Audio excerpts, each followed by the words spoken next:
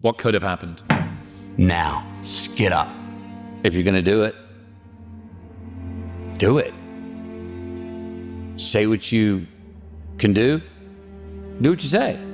If you can't do it, don't say you can do it. Don't over-leverage yourself. Don't over-leverage a decision and then jump in and kind of dip a toe. I think I'll try it out. No, think if you're gonna try it out beforehand, but when it's time to go, dive. Finish it, find out. Come out the other side. Don't leave it and go, ooh, if I just would, that keeps me up at night. I think it keeps a lot of us up at night.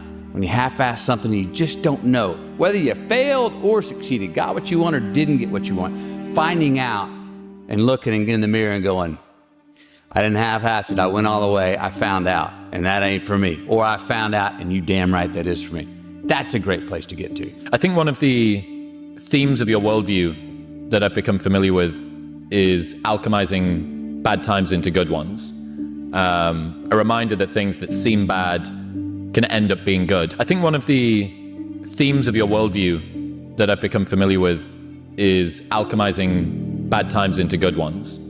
A reminder that things that seem bad can end up being good. How can people, or how do you have more of that perspective during a hard time? I probably start off intellectualizing something that I know I probably should believe in but don't believe in it, and convince myself, even to an extent to trick myself, that, to sit here and go, well, you just tell yourself, this too shall pass. Okay, great, well, what the hell's that mean? Even if it's true. In the moment, you're like, what are you fucking talking about, man? I'm in the debit section. I'm in a warning section. This sucks. I think that how much I'm conscious of it or not, my undeniable optimism and faith that this isn't all it is. And if it is, so what? That's okay. Well, then really, so what? You know what I mean? What's the big deal? It minimizes, I seem to have a tendency not to make a bigger deal out of things that other people make a bigger deal. Dramas. I don't like to create false drama. When it comes and it's hard, I am affected. I get the blues, I get sad, I get mad. I'm a shit to be around. I can't get to sleep. I got demons in my own head trying to work the riddle out. You're worth it. Her loss. Come on, get out of bed. Come on. Quit moping, lift your head up. Come on, buddy, we got this. Her loss. Give you the day, no more than that. What about love? We always knew we were loved. There's never a question that we were loved. Keep on to make sure you're loving yourself. I remember breakups, heartbroken. She'd let us mourn. She was a great ear, very sensitive ear to pains like that, broken hearts, but only for a day. After a day, she'd crank up the AC/DC, man, and go like, now, get up, hustle, hustle, hustle. Sleep was sin in my household. Sin. I saw my dad asleep one time in my life. I got up at 8 o'clock on a Saturday morning and went through the kitchen and peeked, and I saw him sleeping. I went and woke up my brother. I was like, dude, but Dad's still asleep. He actually died 2.5 months later.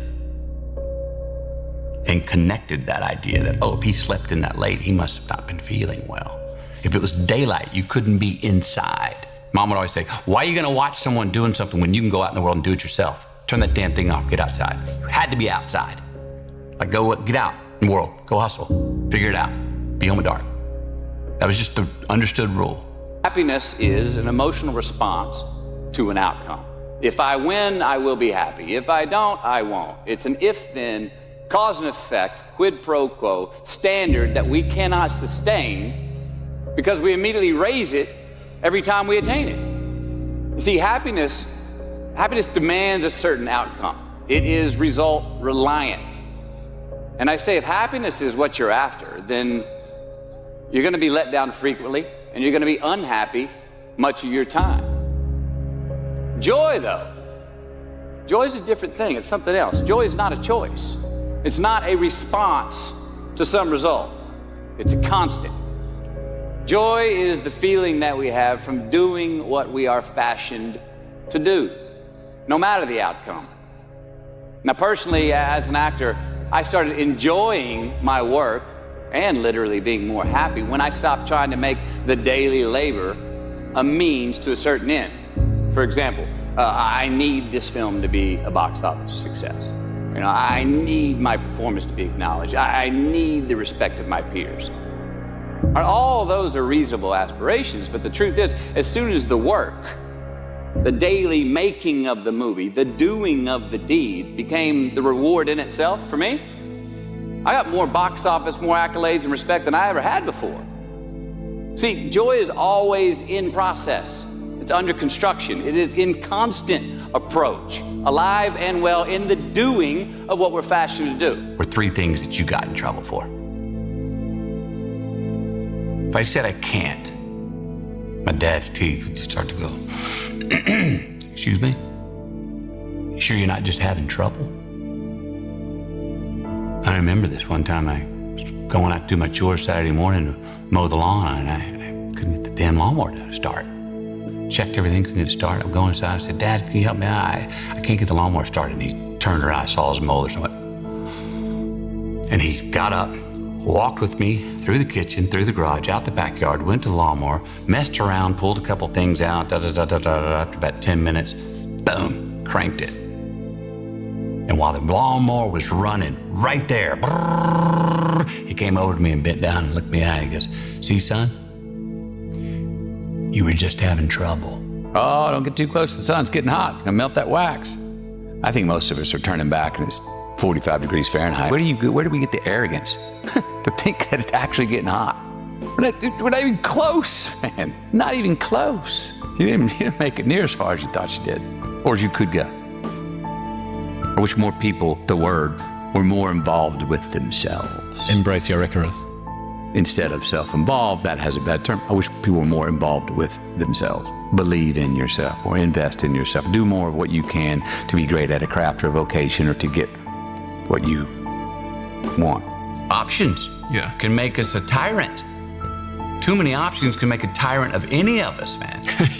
You know what I mean? So can conveniences. You know what I mean? Yeah. And when you don't give yourself that option, and mind you, there's plenty of divorces out there that were necessary and were good for both of them. Problem. But I think there's more divorces because someone gave themselves the out, had the renter's mentality.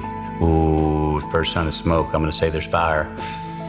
Be easier to get out of here, path least resistance. Sorry. I think too many people quit. I think that's more of a problem than the divorces that are ones that turned out to be good. We're gonna make mistakes. You gotta own them. Then you gotta make amends. And then you gotta move on. Guilt and regret kills many a man before their time. So turn the page, get off the ride. You are the author of the book of your life. All right, you wanna ask your boss for that promotion, but you're scared he's gonna think you're overstepping your bounds. Well, instead of denying those fears, declare them. Say the fear out loud, admit it, give them the credit they deserve. Don't get all macho and act like they're no big deal. And don't get paralyzed by denying that they exist and therefore abandoning your need to overcome them. I mean, I'd even subscribe to the belief that we're all destined to have to do the thing that we fear the most anyway, at some point. So give your obstacles credit and you will, one, find the courage to overcome them, or you will, two, see more clearly that they're not really worth prevailing over. So be brave, have courage, and when you do, you get stronger, you get more aware, you get more respectful of yourself and that which you fear. We give ourselves the options and the parachutes in too many places. We pull it early when we could still be flying. Even though maybe rocky flight, pull that sumbitch. Okay, it's a safe move. Got down to the ground. What I was building didn't last. Sometimes maybe it shouldn't. I think most of the time it could if you'd have hung in there. I can't, I hate, and lying were three things that you got in trouble for. If I said I can't, my dad's teeth would just start to go, excuse me? You sure you're not just having trouble? I remember this one time I was going out to do my chores Saturday morning to mow the lawn, and I lawnmower to start. Checked everything, couldn't get it started. I'm going inside. I said, Dad, can you help me out? I can't get the lawnmower started. And he turned around, I saw his molars and went, and he got up, walked with me through the kitchen, through the garage, out the backyard, went to the lawnmower, messed around, pulled a couple things out, after about 10 minutes, boom, cranked it. And while the lawnmower was running right there, he came over to me and bent down and looked me in the eye. He goes, see, son, you were just having trouble. A certain amount of guilt's very healthy. It helps us, keeps us, it's boundaries. Without any shame, without any embarrassment, without any guilt. Tell me it's all just four-dimensional? Where's the form? Where's the art? It's four-dimensional. It has no form. You gotta have gravity to have form. You gotta have some resistance to have some form. You gotta push off of something to go somewhere.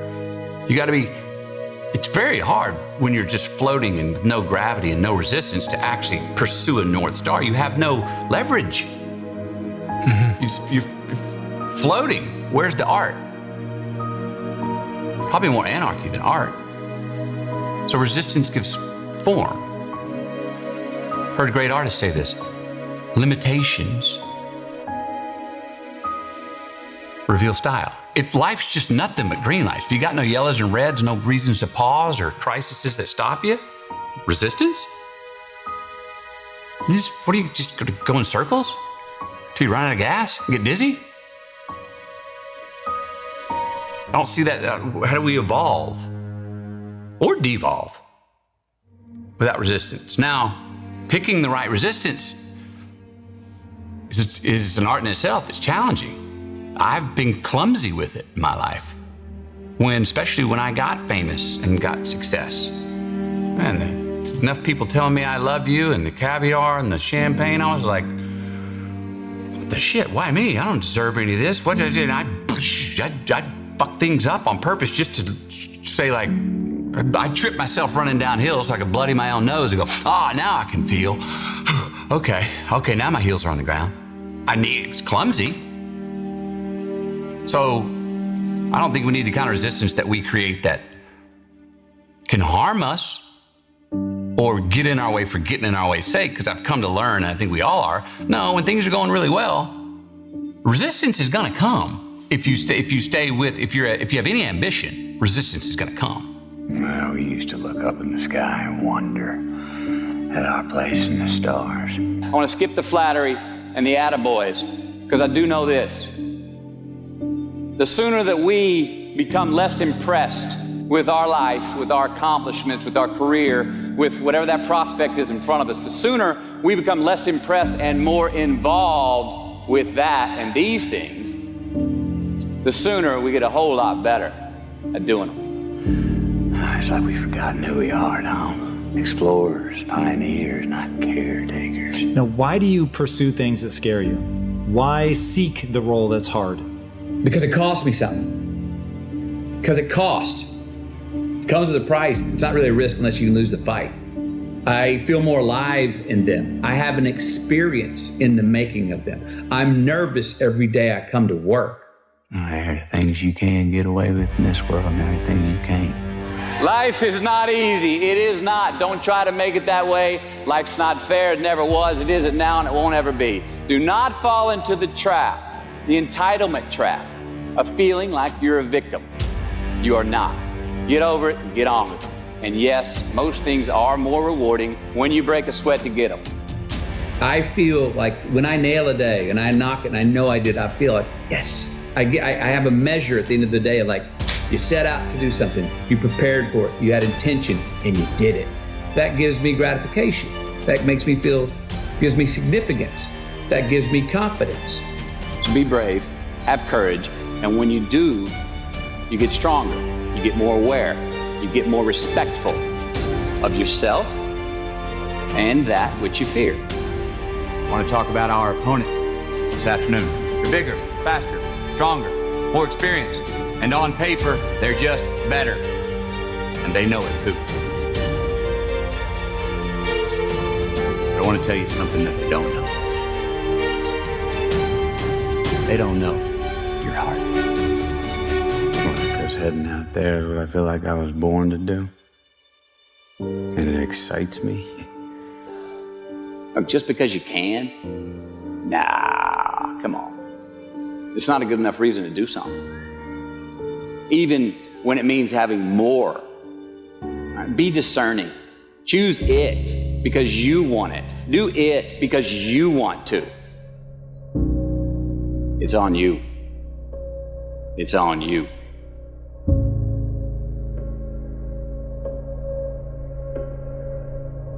We remember the stuff we earn, the stuff we experience, more than what the teacher tells us or what someone gives us for free. We just do. We broke a proverbial sweat on it, whether it was mental or physical or whatever. We built it. We understand. We felt how we got it, how we achieved it, how we got what we wanted. Those stick with us. Whether we forget them intellectually, they were written in our lineage, and they build resilience, and they build a healthy, true optimism going forward to know that, oh no, I've worked for something before and achieved it. Delayed gratification. Oh, there are choices I can make today for myself that will pay me back later in life. And I've got friends, and trust me, I've done it myself, that lose a job and then get another one, but won't take it because it's less salary than maybe the one they had before. And all of a sudden find themselves 3, 4, 5, 6, 7, 8 years, a decade later going, they're still stuck. They didn't do anything. They're still saying like, no, I'm going to find that thing. And I'm going like, you missed a decade, man. Just go do that one that you love to do that maybe was going to pay you less because you'd at least been building something through the day. And who knows what that would have led to?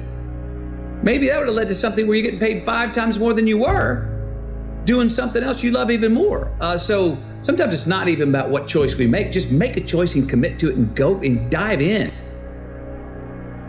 That I'm talking about. From the soles of your feet, with every ounce of blood you've got in your body, lay it on the line until the final whistle blows. And if you do that,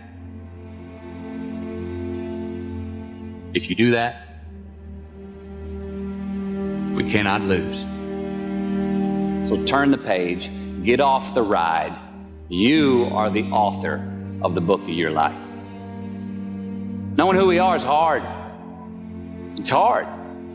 So give yourself a break. Eliminate who you are not first, and you're going to find yourself where you need to be.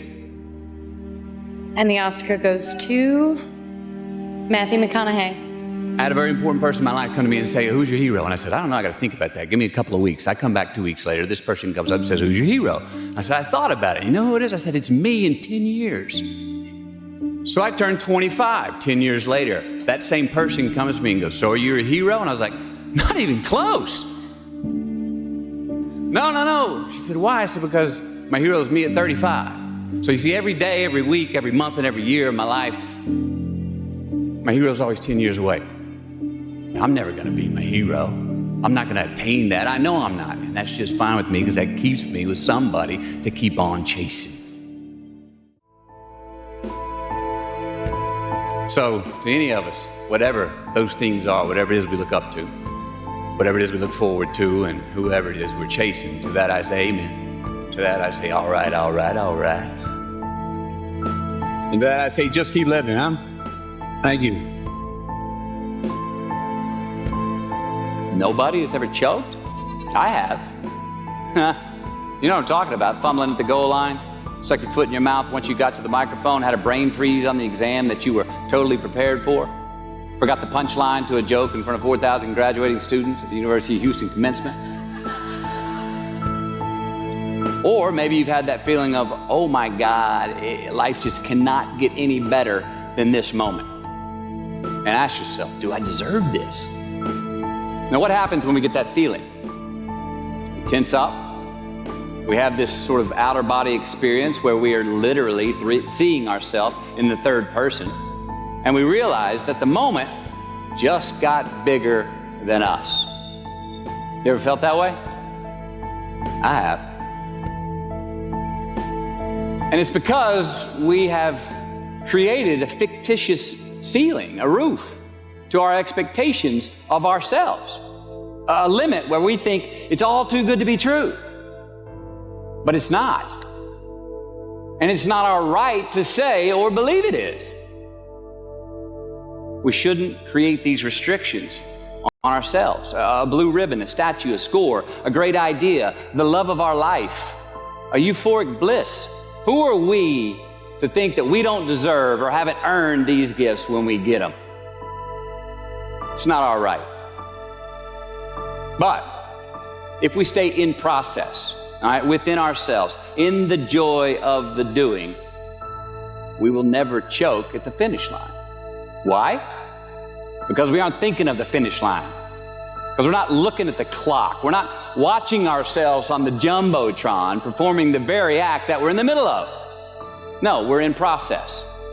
The approach is the destination, and we are never finished. Bo Jackson, what did he do? He used to run over the goal line, through the end zone, and up the tunnel. The greatest snipers and marksmen in the world, they don't aim at the target. They aim on the other side of the target. We do our best when our destinations are beyond the measurement, when our reach continually exceeds our grasp, and when we have immortal finish lines. And when we do this, the race is never over. The journey has no port. The adventure never ends because we are always on the way. So do this, and let somebody else come up and tap you on the shoulder and say, hey, you scored. Let them run up and tap you on the shoulder and say, man, you won. Let them come tell you, you can go home now. Let them say, I love you too. Let them say, thank you. Take the lid off the man-made roofs that we put above ourselves and always play like an underdog. Here we go.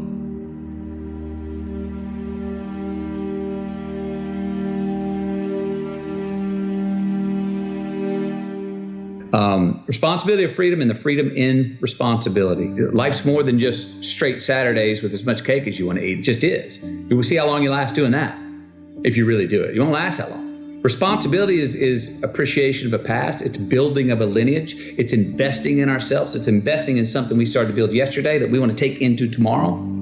There's a response that gives us freedom. So to actually have true freedom, we have to be more responsible for certain things, for ourselves, who we are, constantly investigating and interrogating our better selves to say, I'm going to be a little bit better at this tomorrow, knowing that we never land. There's no ta-da moment. And that is one thing I think we all got to watch, because we all are so result oriented. But there's no ta-da moment. We're always chasing yet. And if we can get comfortable and understand and laugh at, and be ready to work hard at the fact that we're all just achieving our way to the unachievable, and that's as good as it gets, and that's pretty damn awesome. Thank you. Good luck. You just keep living. I think part of the challenges in life is a lot of us are running around half-assing ourselves, half-fooling ourselves, not full of ourselves, not studying ourselves enough, not holding ourselves to task enough, not patting our own self on the back when we do get what we want enough, not cracking our own whip on our backside when we do get out of line even though we knew better. I wish we were more full of ourselves that way. Someone said this to me before, Matthew, you're so full of yourself. And I, without thinking, I was like, well, who else am I supposed to be full of? That's a good line. And I stopped after. I was like, that's exactly what I meant. And I went and wrote that down. I wish more people were more full of themselves. I think we should take some time to be able to look in the mirror and own that thing that we pulled off and go, good job. That's what you wanted. That's what you got. At the same time, be able to, as we do more often, look in the mirror when we fail and go, bogey, you did not pull that off. Give others and yourself more credit. Happiness, you can't guarantee it, but there is a science to satisfaction. There you can look at habits that engineered less pain in your life. Maybe more pleasure, but at least less pain. And that's a win. So much easier to be supportive and gentle of other people than of ourselves. You know, you will happily bestow this sort of gentle, reassuring pat on the shoulder when somebody succeeds or falls short when they tried their best. Yet, given the fact that you tried your best, you give yourself a kick on the way out of the door and a harsh word to follow you. Yep, because I got myself in the pickle. because things didn't go how I wanted it to go or how I believed it could go. Life's the ironic tragedy. Life is pain. I'm the reason that I stepped in, which is also an asset. Even if someone go, why are you giving yourself so much credit for screwing that up? We're gonna make mistakes. You gotta own them. Then you gotta make amends. And then you gotta move on. Guilt and regret kills many a man before their time. So turn the page, get off the ride. You are the author of the book of your life. There are habits that I notice of things I take care of in my life, health-wise, faith-wise, father-wise, husband-wise. If I'm doing that consistently, there's less valleys. The ironic tragedy is that life has to be lived forward, but only makes sense in reverse. Right. When you look back, we can all connect every single dot. It's mathematical, scientific how we got to this table right here. It's all connected if we go back and look at it. And there's a whole lot of, I thought that was the end. Well, it was the end, but it was the beginning of this thing. What you're leaning into is that mystery going forward, right? That ironic tragedy that you have something to push off the, well, I don't know what I do want, but I do know I don't want that. You have leverage. Yes. You know, Yes. it's there. You know, we always say, well, who are you? You know, once you figure out who you are. And we ask, I try not to ask my kids that now.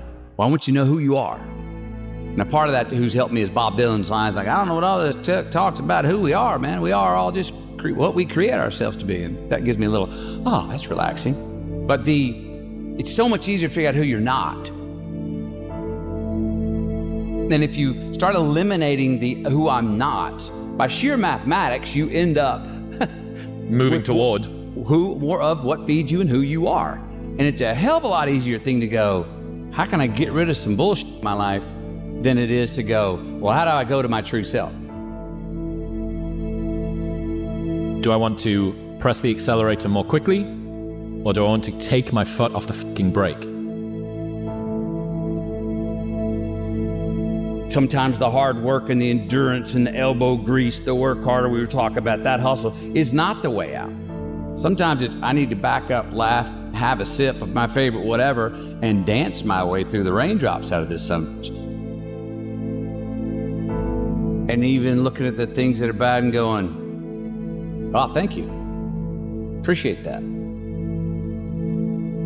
I think one of the themes of your worldview that I've become familiar with is alchemizing bad times into good ones.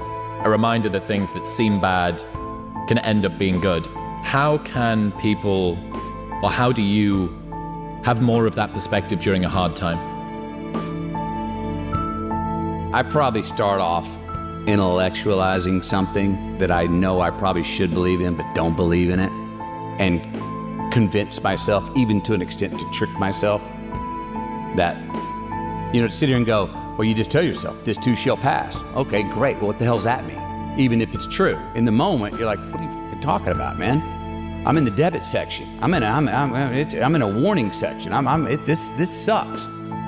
I think that how much I'm conscious of it or not, my undeniable optimism and faith that this isn't all it is.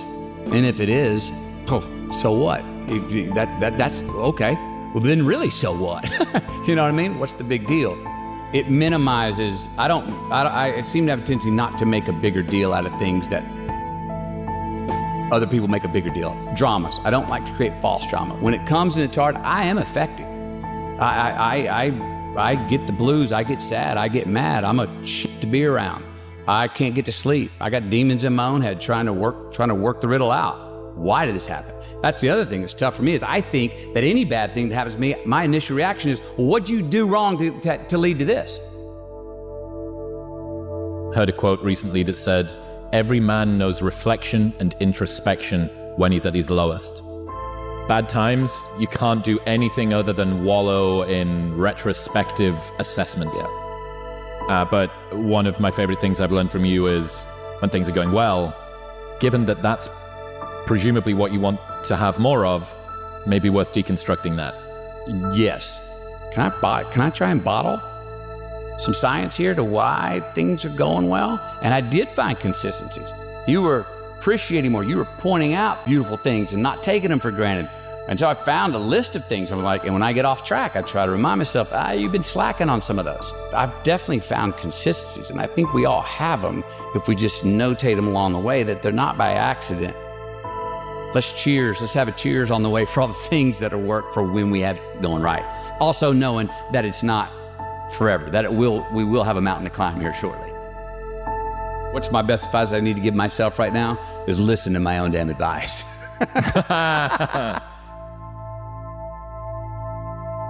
Well, we used to look up in the sky and wonder at our place in the stars. I want to skip the flattery and the attaboys, because I do know this. The sooner that we become less impressed with our life, with our accomplishments, with our career, with whatever that prospect is in front of us, the sooner we become less impressed and more involved with that and these things, the sooner we get a whole lot better at doing it. It's like we've forgotten who we are now. Explorers, pioneers, not caretakers. Now, why do you pursue things that scare you? Why seek the role that's hard? Because it costs me something. Because it costs. It comes with a price. It's not really a risk unless you can lose the fight. I feel more alive in them. I have an experience in the making of them. I'm nervous every day I come to work. There are things you can get away with in this world. There are things you can't. Life is not easy. It is not. Don't try to make it that way. Life's not fair. It never was. It isn't now, and it won't ever be. Do not fall into the trap, the entitlement trap, of feeling like you're a victim. You are not. Get over it. Get on with it. And yes, most things are more rewarding when you break a sweat to get them. I feel like when I nail a day and I knock it and I know I did, I feel like, yes, I have a measure at the end of the day of like, you set out to do something, you prepared for it, you had intention, and you did it. That gives me gratification. That makes me feel, gives me significance. That gives me confidence. So be brave, have courage, and when you do, you get stronger, you get more aware, you get more respectful of yourself and that which you fear.